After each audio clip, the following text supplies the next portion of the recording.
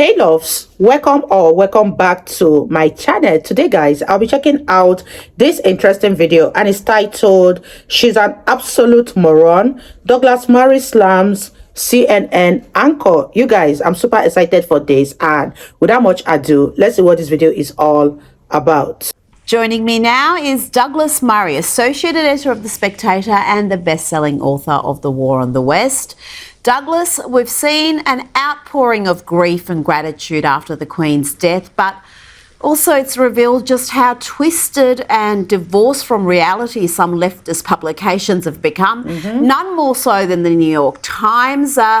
You've written about the paper's hostility against Britain. What's driving the type of coverage we've been seeing from the New York Times? Well, I'm afraid that the New York Times, I've written about this quite a number of times in recent years, since 2016 has just had an unbelievable animus against Great Britain. It seems not to have been able to forgive the populace for the democratic vote that meant that we voted for Brexit. And the paper, which used to be the paper of record in the United States and used to be a very highly regarded publication, made an incredibly frivolous set of assumptions. It assumed that Brexit was the same thing as Donald Trump.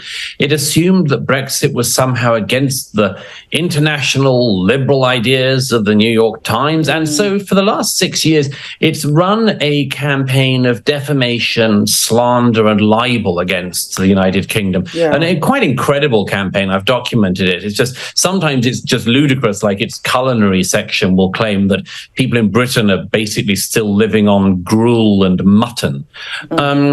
Sometimes they get just basic facts wrong, or they just get a gob left winger to say, for instance, that Britain's a racist country. Usually, by the way, an ethnic minority British person who claims that Britain is racist yet weirdly is still in it.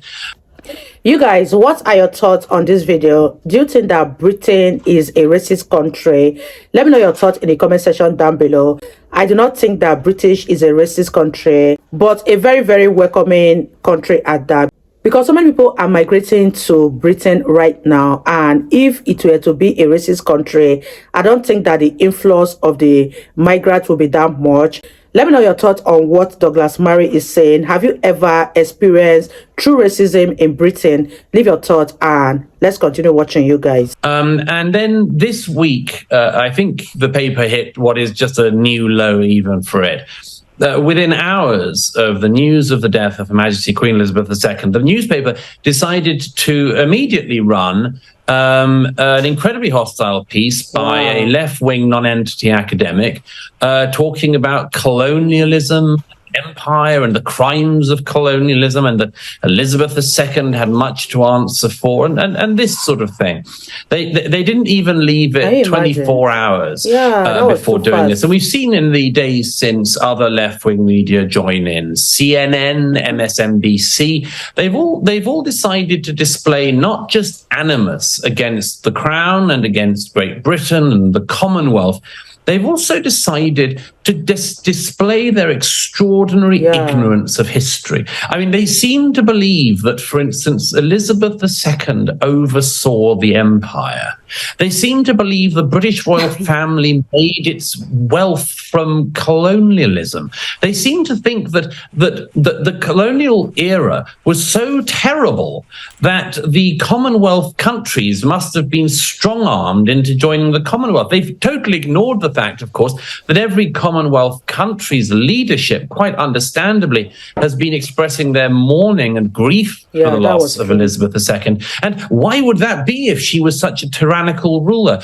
Only because that's in the head of these very twisted, spiteful, hateful people like the New York Times. It's quite amazing to watch and very disturbing, because it's a reminder, if I can say so, that, you know, institutions like the New York Times used to be great institutions, and they've been destroyed by hatred. And that's the exact opposite of what Queen Elizabeth showed in her own lifetime, which is that you build institutions with love, You guys, once again, I'm going to agree with what Douglas Murray is saying here, because most of these mainstream media always run with a negative narrative about someone.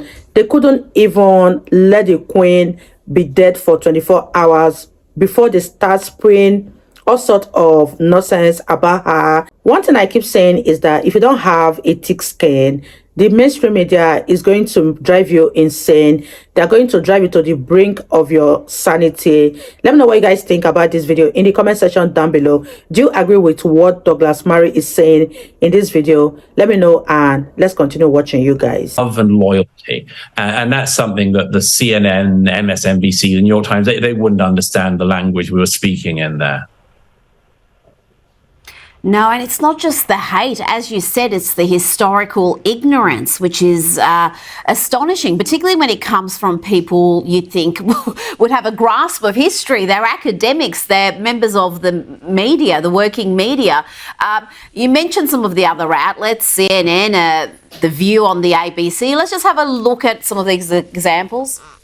You know, this idea of how the royal family, how this family grapples with its history and legacy of colonialism, of slavery, of the potential paying of reparations is a really important one. And I think that King Charles understands that his job is, yes, as a monarch, but he is also an anchor for this Commonwealth. She said, a thieving, raping, genocidal empire is finally dying. May her pain be excruciating. It was a thieving, raping, genocidal but I think empire. I'm lost for words. Step in. First of all, if the British Empire had been genocidal, the people in question wouldn't be alive. They wouldn't be speaking. Of course. If the British Empire had been a genocidal empire, it would have tried to kill all of the people under its rule. Everybody. It did no such thing. There wouldn't be any people in the countries that were under British rule if the British Empire had been genocidal. Genocidal is the intent to wipe out an entire people. The British Empire never tried to do that anywhere. That's the first thing. The second thing is that absolute moron we just saw first from CNN talking about reparations. She has no idea in her own racist hatred that Britain paid reparations 250 years ago. We paid reparations throughout the 19th century. We paid reparations for slavery by abolishing it under George III and then policing the high seas to ensure that slavery not only was outlawed across the British territories, but was outlawed across the high seas. We paid higher goods in Britain throughout the 19th century, higher prices in goods, because we wouldn't deal in enslaving countries such as the United States of America. And so when people talk about reparations today, it demonstrates not just their own basically give me cash mentality, which is all that you see here, but also the incredible ignorance. They don't know that Britain paid down any moral and financial debt it ever had 200 years ago under very distant predecessors of Queen Elizabeth II. And these people are not just tin-rattling money makers. They're also just constantly showing their unbelievable ignorance of everything that happened before the day they were born.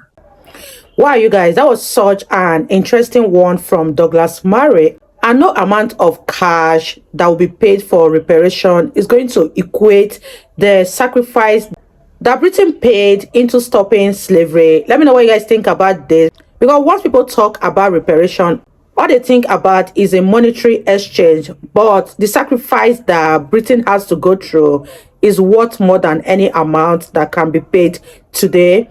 Because I can bet you that without the Great Britain intervention when it comes to slavery and reparation, I guess slavery would have stayed on longer than it did. Let me know your thoughts in the comment section down below. And I really enjoyed every minute of this video. Douglas Murray really spoke nothing but the truth, and I love him for that. You guys, leave your thoughts in the comment section, and I'll see you all in my next video. Bye, guys.